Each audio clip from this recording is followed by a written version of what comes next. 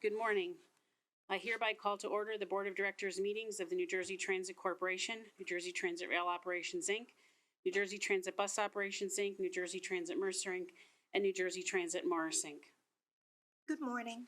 Please mute your phones and turn your attention to the public safety announcement. At New Jersey Transit, your safety is our highest priority. Please listen to these safety instructions in case of an emergency. In an emergency, announcements will be made over the loudspeaker or by a uniformed police officer. The primary exit for this location is the stairwell adjacent to the elevators, which can be located by exiting the boardroom and proceeding through the glass doors. There is a second alternate staircase that can be accessed through the door at the front of this room to the right behind the board dais. New Jersey Transit Police will administer CPR and use the defibrillator located near the elevator if necessary. Fire extinguishers are located in the front and back of this room. Please be guided by the directions of the New Jersey Transit Police and staff. As a reminder, members of the public are not permitted to approach the dais and should only share board meeting materials with New Jersey Transit staff at the reception desk. Thank you and have a safe day. At this time, I would ask everyone to stand for the Pledge of Allegiance. I pledge allegiance to the flag of the United States of America and to the republic for which it stands, one nation, under God, indivisible, with liberty and justice for all.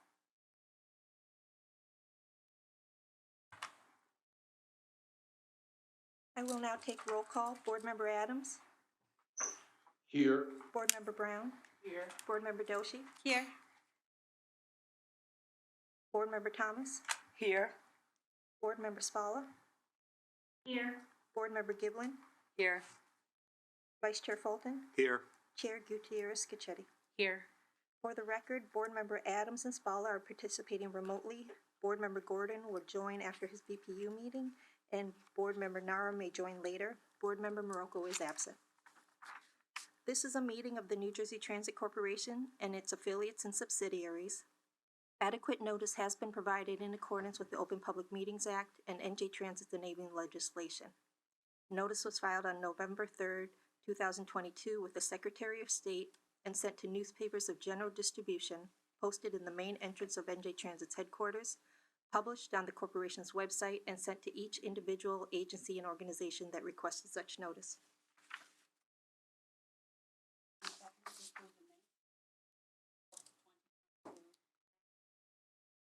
Motion. Second. Giblin, second. Any discussion on the motion? Hearing none, Megan, please take a roll call vote. Yes.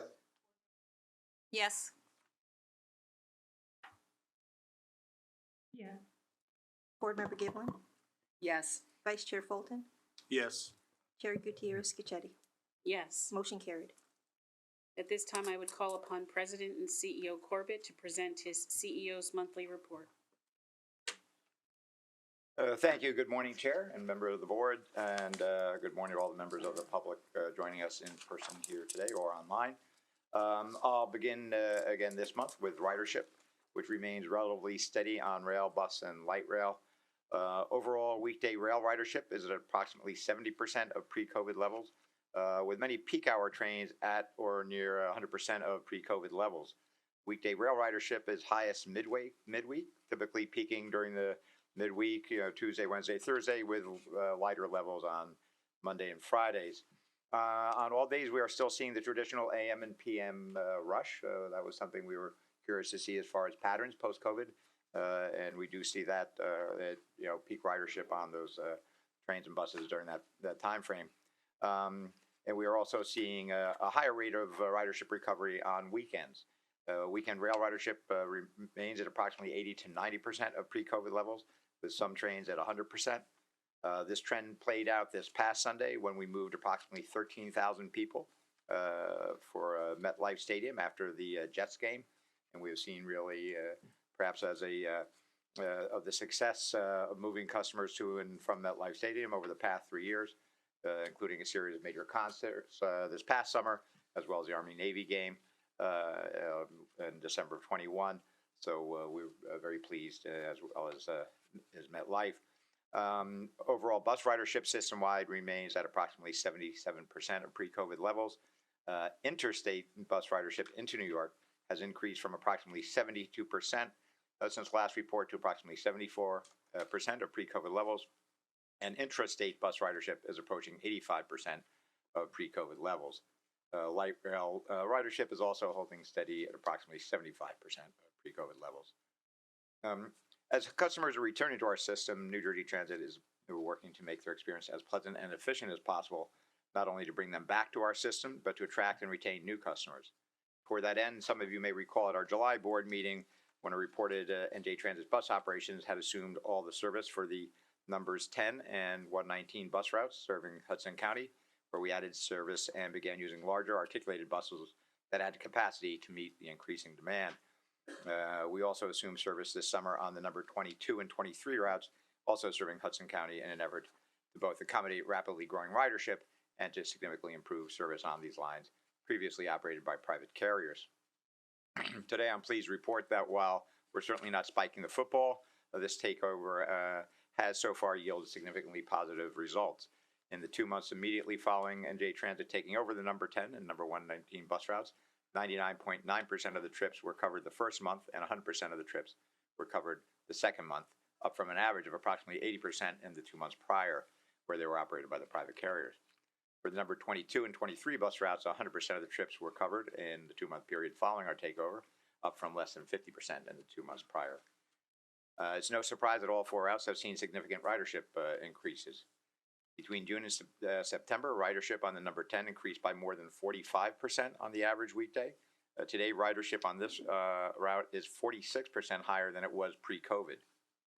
Also, between June and September, on the routes 22 and 23 through Hoboken and North Bergen, we saw ridership gains of a whopping 78%. Today, ridership on these routes is approximately 80% of pre-COVID levels. And ridership on the 119 has increased 10% between June and September, which brings the current ridership up to approximately 82% on those routes of pre-COVID levels. Before I move on, I would like to take a moment to acknowledge Mike Kilcoyne and his team for identifying the issue and stepping in to assume service on these lines and for doing such a great job of implementing and improving the service for our customers. In addition to our focus on improving service for our customers, we're equally focused on our infrastructure, as you all know. Less than 2 weeks ago, we marked the 10th anniversary of Superstorm Sandy, which revealed just how vulnerable our transit infrastructure is to extreme weather events. Although that ill-fated anniversary has come and gone, 10 years ago today, as of this board meeting, and almost 2 weeks after the storm had passed, many segments of our rail system were still not fully operational. I'd like to take this opportunity to remind everyone that NJ Transit has several $1 billion in projects currently underway that are in construction or in procurement process as part of our Sandy Resilience Program. They include, but certainly not limited to, completing the first phase of our $284 million long slip project in Hoboken, with the entire length of the canal filled, protecting Hoboken Terminal and the city of Hoboken from floodwater intrusion. Phase 2 is currently in procurement with anticipated bid opening date in next month in December or January. Beginning construction of the $421 million Delco Lead Storage and Inspection Facility in New Brunswick to provide a critical safe haven for our rail vehicles during extreme storms and allowing rail cars to be quickly inspected and returned to service once the weather event has passed. Our Signals and Communications Resilience Program that is hardening vital signals and communication systems against extreme weather events. This has been completed on our Raritan Valley line and on 2 of the 3 sections of our Hudson Bergen Light Rail system, and it continues on New Jersey Transit's other commuter lines. We are also 62% complete for Phase 1 of the Raritan Bridge Replacement Project, the sole link for 17 of the 20 stations on the North Jersey coastline. And I would say it should be noted that in 2017, before Governor Murphy took office and joined NJ Transit, many of these projects were long stalled and languishing. These projects will harden our system, protecting critical infrastructure from the impact of extreme weather, which ultimately translates to increased reliability for all of those who depend on New Jersey Transit every day. Resiliency and sustainability go hand in hand, and towards that end, NJ Transit is putting additional federal COVID relief funding to good use by allocating these funds to improve both our service and our environment. Today, NJ Transit and North Jersey Transportation Planning Authority are announcing the programming of $43.6 million in Federal Corona Response and Relief Supplemental Appropriations Act, CRISA funding. This funding will advance 7 key projects, including bus garage electrification in North Jersey, our new Bus Hudson bus redesign initiative, solar bus shelters, electric minibuses, community shuttles, and bike sheds. Taken together, these projects will improve first mile, last mile, and micromobility options for our customers while benefiting our entire state to improve customer experience, enhance air quality, and reduce carbon emissions. The funding will be made available to NJ Transit as part of NJTPA's fiscal year 2022 through 25 Transportation Improvement Program. In addition to service and infrastructure, we have an important customer-focused technology update to share. This month, NJ Transit began upgrading ticket vending machines on all 3 of our light rail systems to allow customers to validate their one-way tickets at the time of purchase for a seamless one-step process and a much improved customer experience. Previously, as many of you know, customers had to purchase their light rail tickets at a TVM, then validate those tickets at a separate validator machine upon boarding. We have completed these upgrades on our River Line. TVM upgrades are also underway on our HBLR and Newark light rail systems and will be completed by mid-December. I'll wrap up today with another way NJ Transit is working to foster and encourage pride in our state's transit system. Now that NJ Transit is earning its highest customer satisfaction score since 2011 and was again named one of Forbes' best employers in the state this year, we figured couldn't be a better time than to open our online transit shop for NJ Transit merchandise and apparel. Last month, NJ Transit proudly introduced this new online shop, which offers an opportunity for customers, rail enthusiasts, and general public to purchase a wide range of NJ Transit branded clothing, beverageware, and more. The online store allows a variety of products to be sold with NJ Transit's official logo without the need for costly inventory, backlog, or storage. As the holidays are approaching and you're looking for a gift, I encourage you all to take a look at njtransitshop.com, with shop being spelled SHOPPE. And with that, Chair, that concludes my comments for this month. Thank you.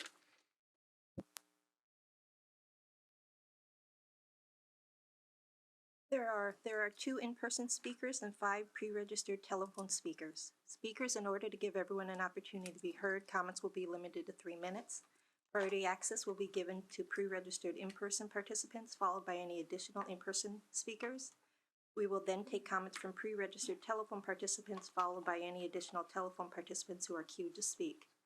Those participating by telephone, if you have not already done so, please press star 1 on your telephone keypad to enter the queue to speak. You will hear a brief tone to indicate you have successfully entered the queue. The first speaker is Murray Bowden, followed by Sid Madison.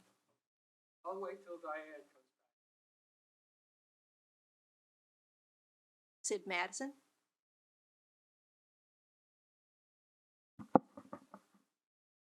Sid Madison, Piscataway. Importance of holding global warming to 1.5 degrees by 2030 by reducing emissions. One example, 2 additional degrees of warming would kill virtually all of the world's living coral reefs, threatening the survival of roughly a quarter of ocean diversity and affecting the protein supply for hundreds of millions of people. 2 non-climate scientists communicate the immediacy of the goal as follows. Climate extremes are now unavoidable, and we should act to avoid those that could become unmanageable. Thomas Friedman. And damage increases exponentially, not linearly. Bill McKibben. Status of achieving 1.5. Global carbon dioxide emissions have not yet peaked, let alone started to decline. That makes the goal by 2030 nearly impossible. U.S. status, the Inflation Reduction Act, even if not restricted by Republicans, even in the best case, only gets us to 80% of our 50% goal. Also, the United States is not meeting the moral challenge.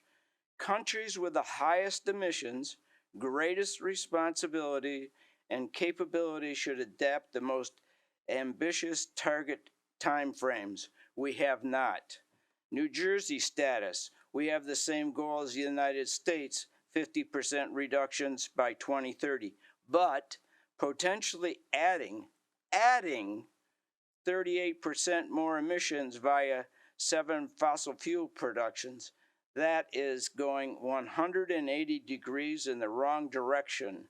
Note, the BPU says we do not need more fossil fuel infrastructure. Action to take. Governor Murphy is applying Band-Aids instead of a tourniquet to a planet that is bleeding out. He is taking action one project at a time, a Band-Aid, instead of immediately acting a moratorium on all fossil fuel infrastructure projects in New Jersey. That would be a tourniquet. This is bad for emissions reductions and could be costly to New Jerseyans' pocketbooks. The Transit Board should ask Governor Murphy to take a tourniquet moratorium action. Not my job is not appropriate when our planet is bleeding out. The Transit Board asking the governor for action will be very meaningful in a world drastically behind in stopping global warming. Thank you. Are there any questions? Thank you.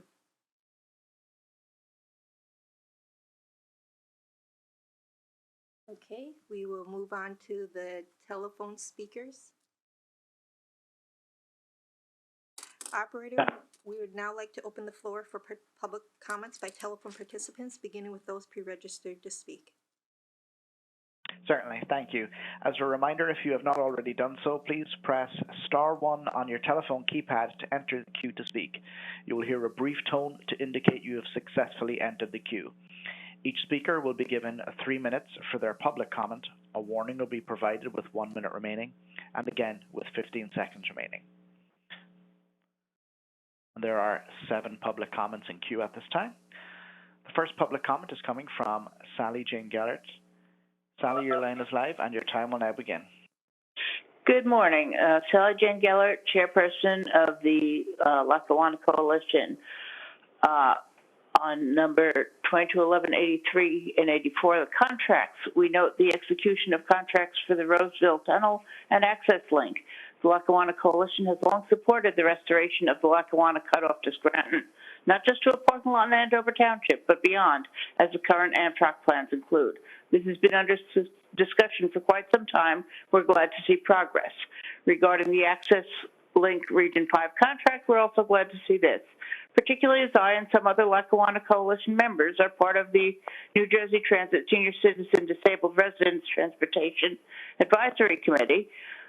Knowing that all of us are most temporarily able-bodied, we are very much aware of the benefits of that program in providing mobility. We approve these contracts.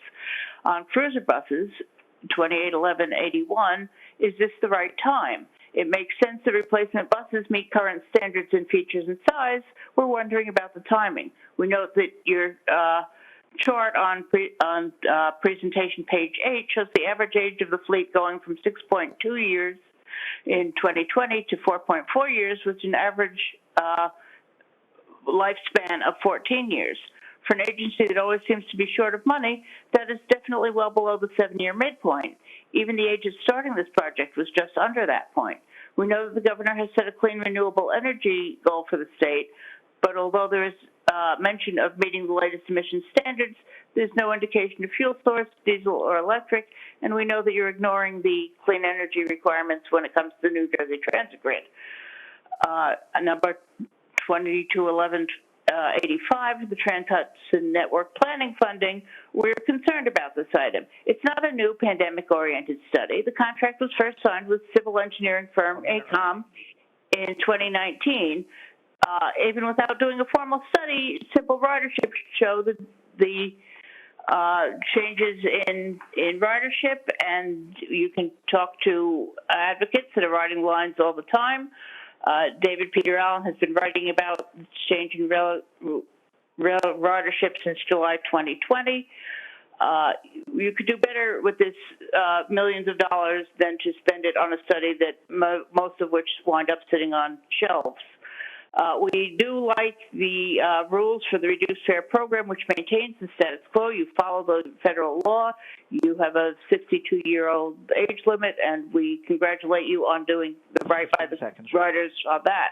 We continue to ask for the mass mandatory rail cars, and I would have if I were there in person, I would be giving you the November, December railgrams. I will send them by email, and I will bring them to the December meeting. Thank you very much. Thank you. The next public comment is coming from Andy Weiss. Andy, your line is live and your time will now begin. Good morning, Board. Please give us a status of the NJ Transit Customer Advocate job description. Is the position advertised yet? Please don't try to water down the customer advocate position and make it weaker. I'm afraid that is what you're trying to do. The NJ Transit Customer Advocate scandal proves that NJ Transit needs much more reform. We need to get the second NJ Transit reform bill out of legislative committee and make it law. It is alarming how this board ignores implementing reform laws for years until they get public pressure. Another topic that I want to discuss is action item 2211-81 to purchase 172 cruiser buses. These obsolete one-door cruiser buses have terrible design flaws, and they only have one door in the front. They don't have a center door. Cruiser buses destroy our bus commutes because they have very slow dwell times at bus stops. NJ Transit Board already made a terrible mistake with approving the Academy bus contract, and they will make another mistake by purchasing another 172 obsolete one-door cruiser buses. We need 60-foot multi-door articulated buses all over the place that have more capacity with quick boarding and exiting. These buses have modern low-floor boarding. The cruiser buses have 4 narrow steps up with luggage compartments. I mean, they're so obsolete. The obsolete one-door cruiser buses have 4 steps, which makes boarding and exiting even slower, creating even slower dwell times at bus stops. 1 minute remaining. Also, these cruiser buses have narrow aisles with 4 narrow steps to exit and board, which makes it even slower to board and exit the bus. NJ Transit Board keeps destroying NJ Transit bus riders with their terrible purchases. Why are you still purchasing obsolete one-door cruiser buses that have one door? Why? These are running in cities. The NJ Transit Board needs to vote no on this cruiser bus purchase. No more obsolete one-door cruiser bus purchases. No more. That's the end. No more. They are obsolete. They don't belong in New Jersey. They are Greyhound buses. They don't belong here. The system is filled with hundreds of obsolete one-door cruiser buses. Stop destroying public transit in New Jersey. We need the 60-foot multi-door articulated buses all over Hudson County, all over New Jersey. Thank you. Thank you. And the next public comment is coming from Richard Grant. Richard, your line is live and your time will now begin. Richard Grant, Hackensack. I recently visited the website of the MTA, also an operator of one of our nation's largest public transit systems. It has a section where the MTA posts video recordings, materials, and documents of MTA board and board committee meetings at which the public could comment. This year's July committee meetings video, just under 8.5 hours, leads with the safety committee and includes the audit and capital program committees. The MTA has been posting meeting videos since January 2014, 4 years before Senate Bill 630 created a new NJ Transit Board with 4 new standing committees. But the NJ Transit Board, whether or not it ever became aware of how the MTA Board handles committee transparency, takes a different approach. The kind of approach that a board might take if it sees its premier purpose as approving contracts or projects. Because the board genuinely intent on representing and serving the interests of the riding public would make a persistent effort to be as transparent as possible. For 3 of the NJ Transit Board 6 committees, the riding public cannot attend their meetings, cannot, as a result, comment at their meetings, and in line with this, meeting dates, agendas, and audio recordings are not posted on the website. So meetings of audit, capital planning, and safety, unlike their MTA board committee counterparts for 8 years running, are conducted in what amounts to end-to-end closed executive session in order to what? Hear update briefings from staff members? The writing public wouldn't even be aware that the 3 committees existed, but for the website naming each board member's committees and the audit and capital planning provisions in the harder to get hold of Senate Bill 630. The writing public still has no information on what specific board concerns drove the creation of the Ad Hoc Safety Committee, or how often it meets, or what duties and functions are within its purview, or what areas it reviews, monitors, and advises the board on. Accidents, signage, equipment inspection and maintenance, training, positive train control, the NJ Transit Police Department, the threat of climate change boosted heat and flooding on passengers, staff equipment and facilities, mass-only rail cars for the safety of the immune compromised. For the other 3 of the NJ Transit Board 6 committees, the board created a second and different policy. The writing public can attend meetings of administration, operations and customer service, and energy and sustainability policy, can comment at them, and can visit New Jersey Transit's website to find meeting dates, agendas, and audio recordings. But although the board follows a longstanding practice of limiting public comment at its own meetings to 3 minutes per speaker, it decided that the 3 committees that didn't entirely shut the public out must slash the 3 minutes by a third. If the board is about more than approving contracts for projects, if the board is to be more about representing and serving the riding public, it needs transparency and to find a customer advocate. Thank you. Thank you.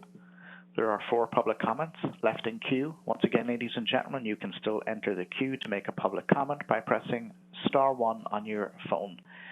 The next public comment is coming from Erica Gould. Erica, your line is live and your time will now begin. Good morning. I am calling in support of the proposed mask car in which all passengers will be asked to wear a face covering. I understand there may be concern about enforcement from conductors and the public. I and other callers have made it clear in the past that doing a mask car without active enforcement would be fine, since conductors have voiced a concern for their safety. Active enforcement or no active enforcement, people who need a mask car will be happy to have a place to ride with less risk than there is now, period. You can put up signs, and if 80% of people comply with those signs, that's a big difference in the percentage of people wearing masks versus not. I think you may be underestimating how even an imperfect solution like that could allow someone to ride the train who cannot right now because they are high risk for COVID or live with a high-risk person. Despite 685 people who have signed a Change.org petition in support of a mask car and many public comments over many months, there has been resistance to this idea from NJ Transit. So please answer my one question. What is the reason why you cannot try out a mask car on even one train on a few lines? Thank you. Thank you. The next public comment is coming from Adam Reich. Adam, your line is live and your time will now begin.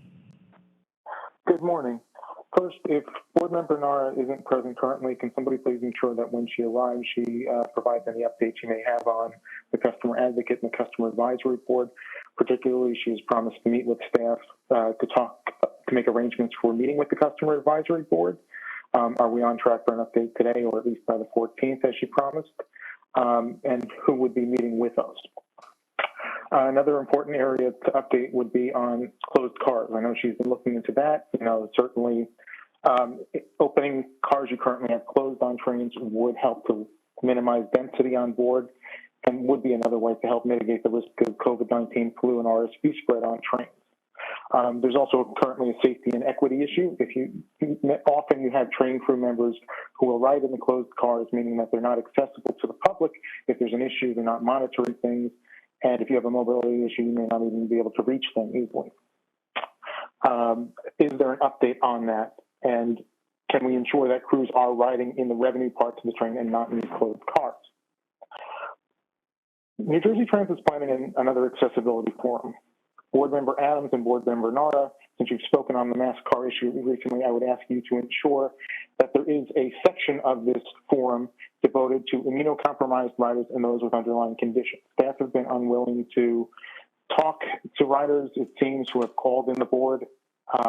This is an issue that you do need to hear from people on, especially if you're not going to offer a mask car. You need to work with them to find a solution that will work.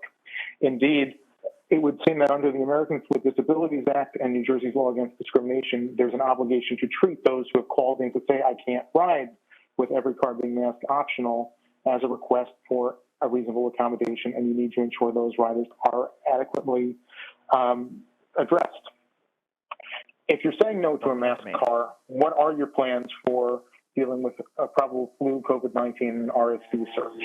You can't simply say no and not offer an alternative. You also have to help the advocates understand where you're coming from on this. Please elaborate why, in particular, we can't try a mask car without active enforcement. Don't make the crews police it. Just try signs, TA announcements to implement it, and let riders self-select. Something is better than nothing. An imperfect mask car is better than having every car mask optional, especially if you're immunocompromised and you can't ride, or you're going home to somebody who is vulnerable. It makes a hell of a difference whether the person in your car coughing or sneezing has a mask on.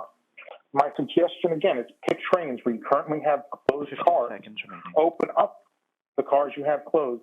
Try those out as your mask cars without active enforcement. Instead of dealing with theory and conflating a mask car with a mandate train-wide, let's try this on a pilot basis on a select few trains. Let's do something, not nothing. Thank you. Thank you. The next public comment is coming from Tim Sevener. Tim, your line is live and your time will now begin. Hello, yes, this is Tim Sevener from the New Jersey Association of Rail Passengers and the Transit Village of Mount Tabor.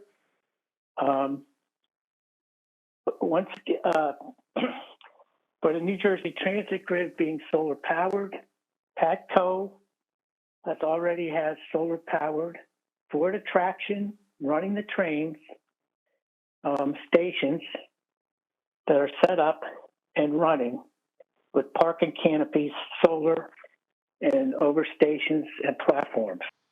I don't see all these station improvements, as I said before, don't seem to be incorporating solar, which could be used for the New Jersey Transit grid for distributed solar renewable, plus some only on-demand backup natural gas.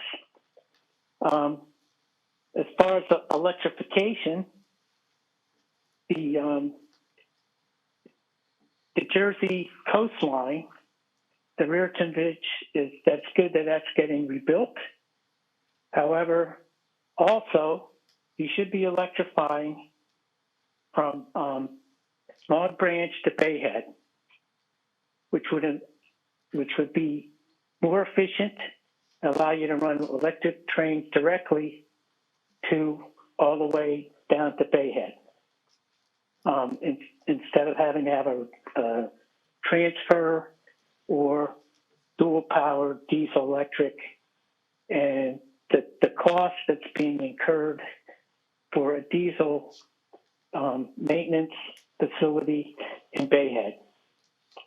On the Jersey Central and Hoboken, it's really good to see the 1 minute remaining. The long slip is being improved.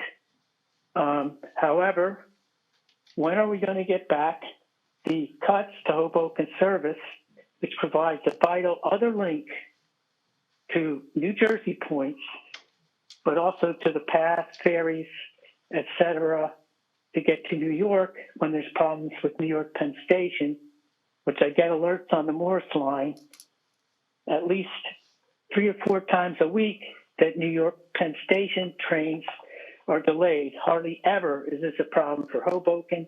The number of times you have to end up rerouting all the trains to Hoboken anyway. 15 seconds remaining. So you should be seriously using Hoboken. You're investing in it. You're doing transit-oriented development there. That's a good thing. So why not restore the trains that we had back to 2008 to go to Hoboken? I mean, this only makes sense. Also, you should electrify from Great Notch and Montclair State University to Denville. Again, this would allow electric trains to run to Dover on the Montclair Boonton line. I just had a neighbor. She's very happy her daughter is going to Montclair State, and she was shocked when she found out, oh my goodness. Thank you. And the next public comment is coming from Jason Anthony. Jason, your line is live and your time will now begin. Good morning. I'm New Jersey Transit Corporation Board, Jason Anthony from the Amazon Labor Union. I'm here at the area of Newark Penn Station. I've been seeing a lot of homeless people here at the station. It is not surprised that the New Jersey Transit Board hasn't taken no action regarding the homeless people at the station. I wonder why. I've been speaking about this issue for many years, not only here in Newark, but also in Penn Station, New York, and also I've been seeing this trend in Trenton, and I wonder why. And also, I've been seeing a trend that Amtrak is closing the New Jersey Transit / Amtrak concourse at New York Penn Station instead of at 1 a.m. at midnight. And if Kevin Corbett could speak with Amtrak regarding this, he should do it as soon as possible. And if Kevin Corbett could create an alliance with his MTA counterpart, Janet Lieber, that could be more, let's say, more communicative, because the MTA counterparts are more transparent than those here in New Jersey Transit, because the MTA does their meetings via Zoom for those who are unable to attend. Not like here in New Jersey that we have to be on a phone for an hour plus, because we have lack of transparency here in the Garden State.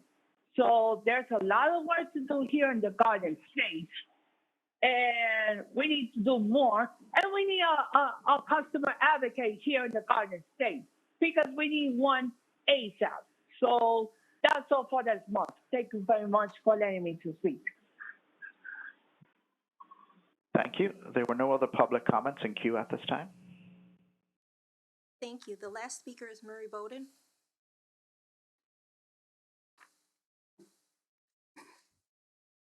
My name is Murray Bowden.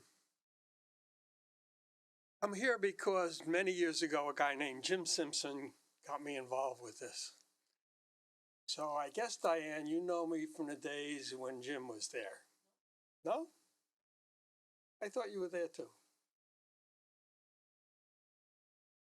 Anyhow, this is all about global warming, fellas. There's a conference in Egypt right now discussing it. There was an election last night that really opened a lot of people's eyes. People understand global warming better than the politicians do. How does this affect us? Well, first item on there is the cruiser buses, which are absolutely the wrong buses to buy. They're too high. You can have low floor buses, they're existing, same capacity. Why do you buy cruiser buses? Well, our customers like them. I've heard that before. The problem is global warming prevents you from doing it. They're heavier, they're higher, they don't load as fast. Handicapped people can't get up the stairs. The new buses are going to be powered by hydrogen, not electricity. You can't get enough electricity into here in storage for the right time. It's purely a storage problem, and it's being solved. The bus garage you're building, why are you building a bus garage? You could build a garage to repair 20, 30, 40 buses. If you want to put 500 buses on the roof, use a tent like Denver Airport or a lot of they just built a tent in Rikers Island for immigrants. You can have a series of those. You don't have to heat it. Global warming, you don't have to build a building that you have to have there. You could also make the floor asphalt instead of concrete. Now, all of these things are not easy to understand. I've learned that I made a lot of mistakes in my lifetime. I learned from most of them. I don't do that anymore. I suggested that you retire and somebody replace you. I changed my mind.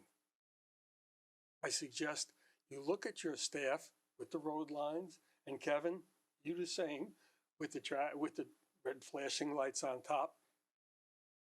And like the rest of, like other people have learned, we have to do it differently. We have to save the energy. We can't have flashing red lights and traffic lights. We have to confront the stuff that's happened there. Yes, I know. I may be dead before I'm here again, so I want to get this off my chest. I speak for my grandchildren's generation, not for mine. My generation has to get off the stage. We've been here too long.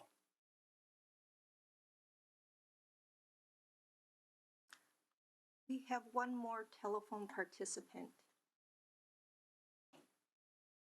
Thank you. The remaining telephone participant will be Kaylee McAllister. Kaylee, your line is live and your time will now begin. Thank you very much. Good morning, everyone. I just want to say that I've been riding the train for over 20 years. And it's been quite some time since I called in because just the same people talking about the same thing. But after listening in the past several months, I felt like I needed to call in again. Take Adam and Andy here, for example. These two are not advocates. They are Twitter trolls. Andy Weiss tells you that right in his Twitter profile, which says, I sit around all day and complain about New Jersey Transit. He's the kind of guy that would see the commissioner walking on water and would tweet, you see, I told you she couldn't swim. And Adam, with his 60 followers after being on Twitter for 10 years, is like a soap opera. Turn it off for a year, and he is still whining about the same exact things. The customer advocate and this mass car, which are both ridiculous ideas. Asking a transit agency to designate a mass car is asking them to dictate health policies, which is totally inappropriate. Health policies are decisions for the State Department of Health, not the Department of Transportation. If it's such a great idea, I asked Adam to show us one other transit system in the country with such a policy. And on this customer advocate nonsense, unless they have more power than the CEO and commissioner, what is this one person going to do? They can't keep a bus driver from getting sick or a train from breaking down. It is a stupid idea that will just be a high-paid government-appointed person who will end up leaving in 2 months because that's how long it will take the same two people here, Adam and Andy, to drive them out like they did the last one. And again, if it's such a great idea, I asked Adam and Andy to show us one transit agency who employs a customer advocate. 1 minute. Is my commute perfect every day? No. But it is better than what it was 5 years ago? Yes, it is. And I wouldn't have been able to get to work through the pandemic without public transportation. So I'm grateful that trains continued running. But the board should know who people like Adam and Andy are. They are not legitimate transit advocates. They are attention seekers to see their names in a local paper so their mommies and daddies have something to stick on the refrigerator. They do not speak for all transit riders, and they definitely do not speak for me. Thank you all, and have a great day. Thank you, public speakers. Are there any board member comments? No?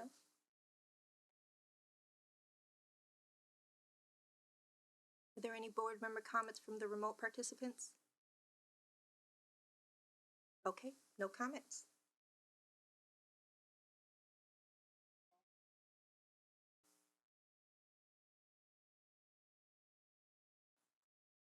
Good morning, Commissioner. Can you hear me? We can, Suzanne. Thank you. I pressed star one before, so I was out of queue. I wanted to, first of all, before I forget, this is the last meeting before Thanksgiving, so I want to be thankful for everything that the board has done and for Kevin's staff and everyone at New Jersey Transit, and more particularly for our employees who are out there providing services. The last speaker or the speaker before really resonated with me because I am out on the buses in Hudson County, and when you see the people that are riding our buses, it's just gratifying to know that we've been able to provide services for them. I just wanted to say thank you to everybody before I got started with the report. The North and South PAC, our PAC, met virtually on October 21st. It was a very good meeting. The major presentation was on the Walter Rand Transportation Center. It was given by Tom Walker, who is director of our program management and capital programs. And as you know, I say this often that we are dominant. Our transit services are dominant in the North, so it is really gratifying to see a project like Walter Rand come to fruition. I think it was very well received. The other thing that we talked about, we did talk about the legislative items, which I think you really all know what's going on in Trenton. But one of the things that really came up in North Jersey was that Governor Murphy and New Jersey Transit had announced the selection of the developer for the Woodbridge Park and Ride. This is really a very interesting. I know that several of the park and ride transportation-oriented development projects were kind of on hold during COVID, and it's nice to see that they've been re-energized and that they're going to actually come to fruition. This project, as you know, is part of your strategic plan to promote a more sustainable future by developing walkable communities at transit stations, and that this Woodbridge project really is a key to that. So we were very pleased to see the reuse of the property to maximize its value and foster a green economy, reducing emissions related to transportation, and we hope that more projects like that will be coming down the line. We also were very interested in the fact that New Jersey Transit's first electric bus service began revenue on October 24th. That was just after our meeting, but we were given an update on it. And there was, again in South Jersey, there on October 29th, the first New Jersey Transit electric bus was showcased in a Tri-County Sustainability National Drive Electric event in Esham Township, Burlington County. Also on display were various models of electric cars, trucks, bikes, and scooters. Many people took the opportunity to visit New Jersey Transit electric buses and inquire about its operation. I think it's important to point this out as an event because someone who follows the meetings and attends every month, about 2 years ago, there was a big movement in the riders community about what we were doing for sustainability. I believe we had an update on the electric vehicles and also the rollout of that. So it does take time for New Jersey Transit as a large organization to respond. But they are in the right place with the sustainability issues, and an event like this really shows that things do take a while to come to fruition, but we are on the right track on getting these things out. Also, I wanted to thank Kevin for bringing up the transit shop.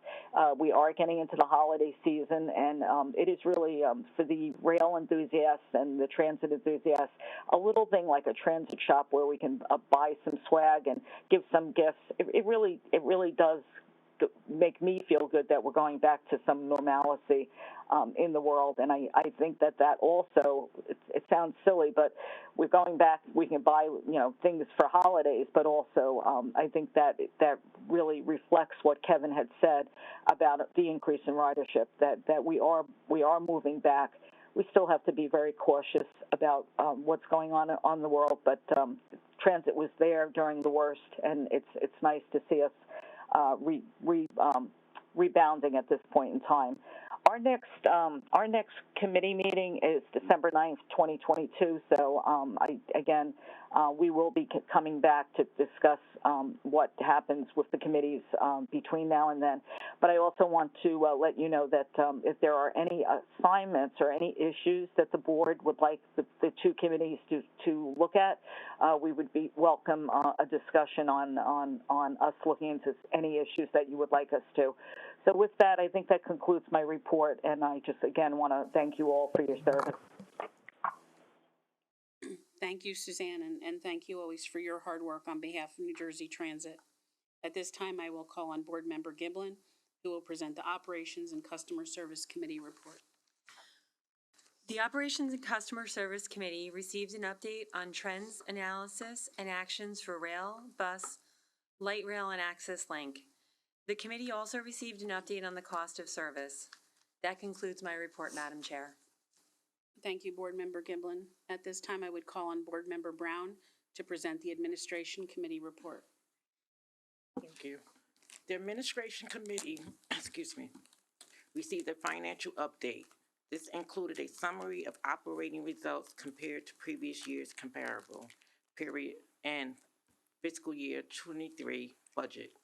12 months fare box revenue compared to pre-COVID, major balance sheets, items, and federal COVID-19 relief, grants drawdown summaries.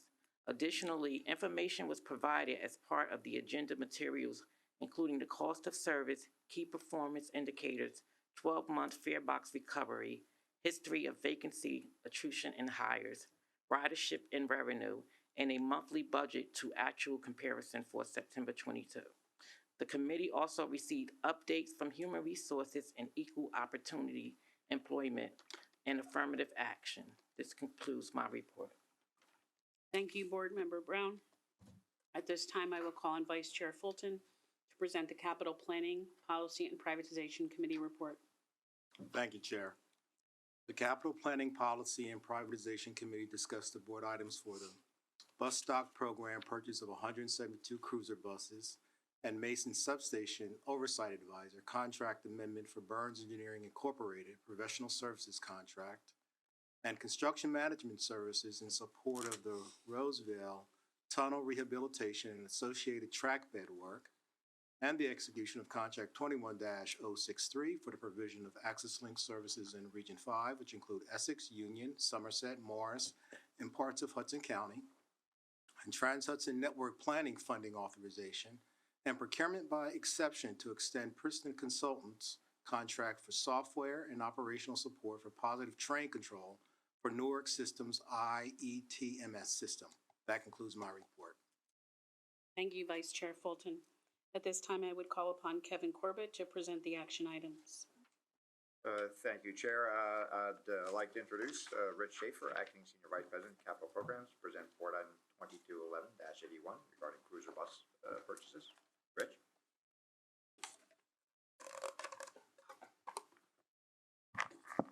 Thank you, President Corbett. Board, we are presenting for approval item 2211-81, bus stock program purchase of 172 cruiser buses. Authorization is requested to enter into a contract with Motor Coach Industries for the purchase of 172 cruiser buses, including spare parts at a cost not to exceed $142,994,950, plus 5% for contingencies subject to the availability of funds. We ask for your approval of item 2211-81. Thank you, Rich. May I have a motion to approve Board Item 2211-81? So moved, Adams. Thank you, Board Member Adams. May I have a second? Second, Giblin. Thank you, Board Member. Any discussion on this item? Vice Chair? I don't know if Mike's here, but I think either Mike or Rich, you guys can take this question. So we heard a couple comments today, and I just would like for you guys to just briefly sort of talk about how this purchase fits into your overall plan and how it aligns with the multiple objectives that we have here at New Jersey Transit for both managing customer service as well as moving to an electric future. So thank you for the question. From the outset of our transition to electrification, we began a roadmap to make sure that we were able to attain that responsibly. So we have 172 buses that are now 20 years old. We are not going to be able to electrify the infrastructure in time to be able to replace these buses to get to electrification. So this will bridge that. Thank you. No further questions. May I ask a follow-up question?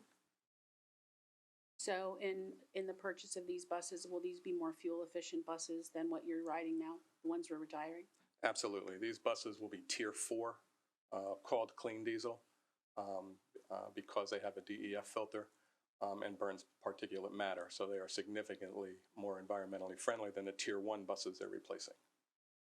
And so will we be able to measure, as some of you may know, under the federal guidelines for the National Infrastructure Vehicle Initiative, we're going to have to measure the reduction in greenhouse gas emission. Will we be able to do that with these buses compared to where we are, Mike?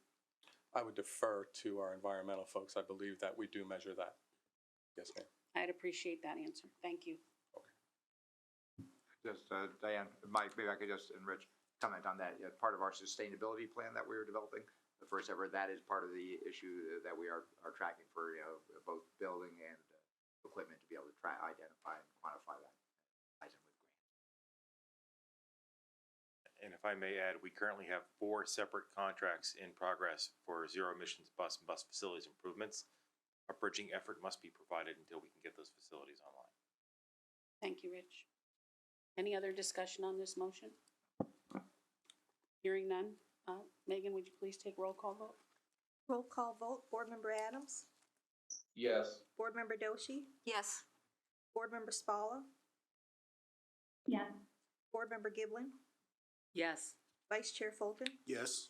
Chair Gutierrez Scacchetti? Yes. Motion carried.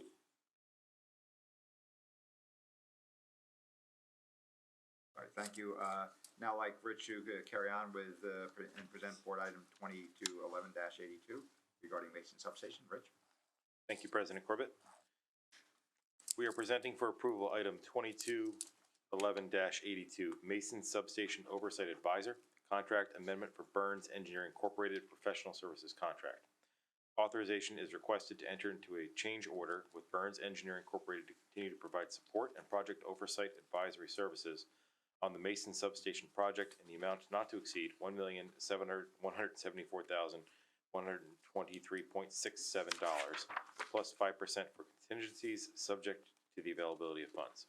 We ask for your approval for item 2211-82. May I have a motion to approve the item? Motion Fulton.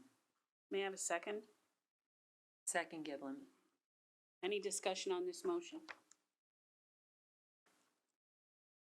Hearing none. Megan, would you please take roll call? Roll call vote, Board Member Adams? Yes. Board Member Doshi? Yes. Board Member Spalla? Yes. Board Member Giblin? Yes. Vice Chair Fulton? Yes. Chair Gutierrez Scacchetti? Yes. Motion carried.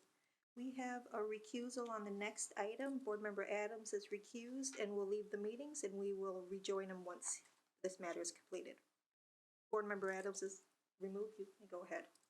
Thank you, Megan. Now I ask Rich to continue with item 2211-83 regarding Roseville Tunnel rehab. Thank you, President Corbett. We are presenting for approval item 2211-83, Construction Management Services in support of Roseville Tunnel Rehabilitation and associated track bed work. Authorization is requested to enter into New Jersey Transit contract with KS Engineering PC for construction management services for the Roseville Tunnel Rehabilitation and associated track bed work. in the amount not to exceed $4,369,056.40, plus 5% for contingencies, subject to the availability of funds. We ask for your approval of item 2211-83. May I have a motion to approve? Motion Fulton. Thank you. May I have a second? Second Doshi.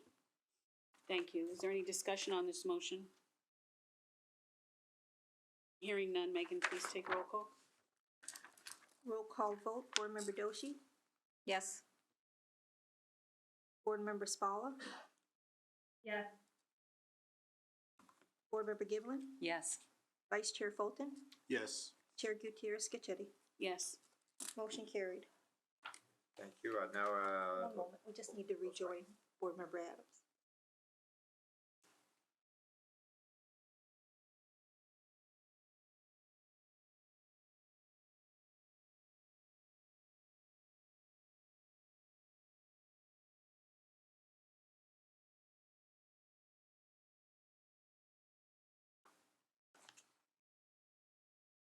Okay.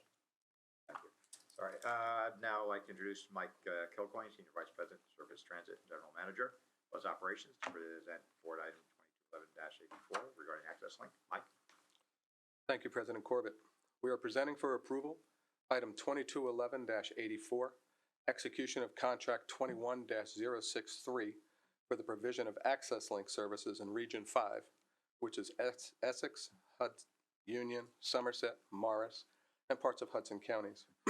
Authorization is requested to enter into a contract with Easton Coach Company of Easton, Pennsylvania, to operate access link service in Region 5 for a 38-month base contract period from April 10th, 2023 through June 30th of 2026 at a cost not to exceed $110,958,918 plus 5% for contingencies for a total contract authorization of $116,506,864, subject to the availability of funds and board approval of New Jersey Transit's operating budget.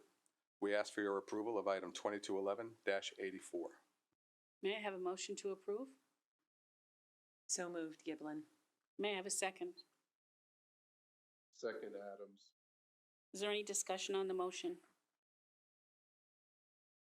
Hearing none, Megan, please take roll call vote. Roll call vote, Board Member Adams? Yes. Board Member Doshi? Yes. Board Member Spalla? Yes. Board Member Giblin? Yes. Vice Chair Fulton? Yes. Chair Gutierrez Scacchetti? Yes. Motion carried. Thank you, Mike. Now I'd like to introduce Justin Davis, Regulatory and Government Affairs, Chief of Staff, to present item 2211-85 regarding the Trans-Hudson Network. Justin? Thank you, President Corbett, Madam Chair, and board members. We're presenting for approval item number 2211-85, Trans-Hudson Network Planning Funding Authorization. Authorization is requested to fund an additional $948,082.00 plus 5% for contingencies under New Jersey Transit contract with AECOM of New York, New York for Trans-Hudson Network Planning Strategy Services to allow commencement of Phase 4 of the contract, subject to the availability of funds. We ask for your approval of item number 2211-85. May I have a motion to approve the item? Motion Fulton. May I have a second? Second, Giblin. Any discussion on this motion? Hearing none, Megan, please take roll call vote. For the record, I want to note that Board Member Gordon joined the meeting. Board Member Adams, roll call vote. Yes. Board Member Doshi? Yes. Board Member Gordon? Yes. Board Member Spalla? Yes. Board Member Giblin? Yes. Vice Chair Fulton? Yes. Chair Gutierrez Scacchetti? Yes. Motion carried. Now I'd like to introduce James Caglia, Senior Vice President and General Manager of Rail Operations, to present board item 2211-86. So, Jim? Thank you, President Corbett. We are presenting for approval item 2211-86, procurement by exception to extend Princeton Consultants contract for software and operational support for Positive Train Control for Norfolk Southern's IETMS system. Authorization is requested to enter into agreement with Princeton Consultants of Princeton, New Jersey, at an annual cost not to exceed $450,000 plus 5% for contingencies, subject to the availability of funds. We ask for your approval of item 2211-86. Thank you. May I have a motion to approve the board item? So moved, Adams. May I have a second? Second Giblin. Any discussion on this motion? Hearing none. Megan? Roll call vote, Board Member Adams? Yes. Board Member Doshi? Yes. Board Member Gordon? Yes. Board Member Spalla? Yes. Board Member Giblin? Yes. Vice Chair Fulton? Yes. Chair Gutierrez Scacchetti? Yes. Motion carried. Thank you, Jim. Now I'd like to introduce Bill Vaquera, Senior Vice President, Chief Financial Officer, and Treasurer, to present Board Item 2211-87. Thank you, President Corbett. We are presenting for approval item 2211-87, regulations proposed adoption of NJAC 1673, reduced fare transportation program for senior citizens and people with disabilities.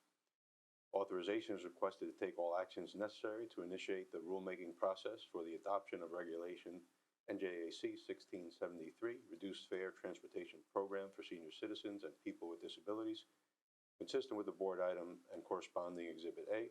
We ask for approval of item 2211-87. May I have a motion to approve?